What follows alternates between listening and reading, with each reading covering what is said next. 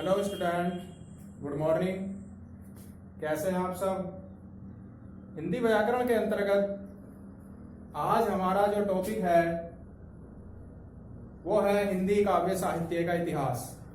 आज हम जानेंगे हिंदी काव्य साहित्य के इतिहास के बारे में कि हिंदी काव्य साहित्य का इतिहास किस प्रकार आगे बढ़ा। तो सबसे पहले हम बात करते हैं नंबर 1, आदिकाल, जिसको एक अन्य नाम वीर गाथा काल के नाम से भी जाना जाता है। उसकी समय अवधि है सन 769 से 1343 ईस्वी तक।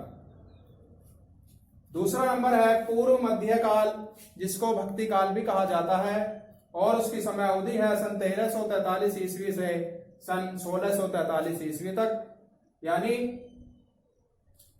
लगभग 300 वर्ष तक ये काल चला। आगे देखते हैं उत्तर मध्य काल, जिसको हम रीति काल के नाम से भी जानते हैं। इसकी समय अवधि है सन 1643 ईस्वी से सन 1868 ईस्वी तक। आगे देखते हैं हम आधुनिक काल। आधुनिक काल की समय अवधि है सन 1868 ईस्वी से लेकर और अब तक, यानी कि सन 1868 से और वर्तमान तक आधुनिक काल चल रहा है।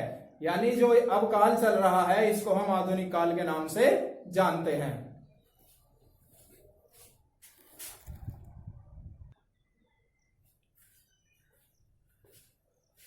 आगे देखते हैं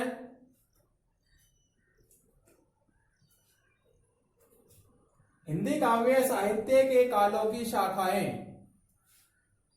यानी कि हमारे जो हिंदी काव्य के काल हैं उनकी जो शाखाएं हैं उनके विषय में अब जानते हैं। सबसे पहले हमने बताया था आदिकाल और भक्ति काल, नंबर 3 रीति काल और नंबर 4 आधुनिक काल। सबसे पहले हम देखते हैं आदिकाल। आदिकाल के जो प्रमुख कवि हैं वो हैं चंद्रबिरदाई, नरपति नालय और दलपति मिश्र। चंद्रबिरदाई की जो रचना है वो पृथ्वीराज रासो, नरपति नालय बीसल देव रासो।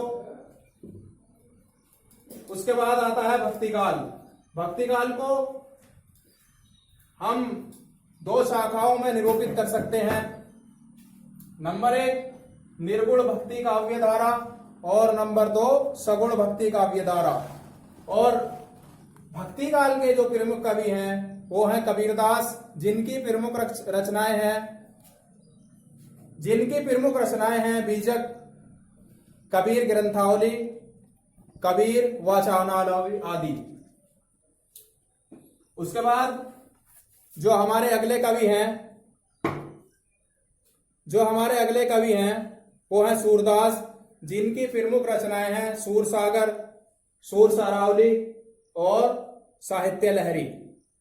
उसके बाद जो भक्ति काल के हमारे अगले कवि हैं वो हैं तुलसीदास, जिनका बहुत महत्वपूर्ण ग्रंथ है श्री रामचरितमानस और विनय पत्रिका और दोहावली तथा गीतावली। आगे देखते हैं रीतिकाल।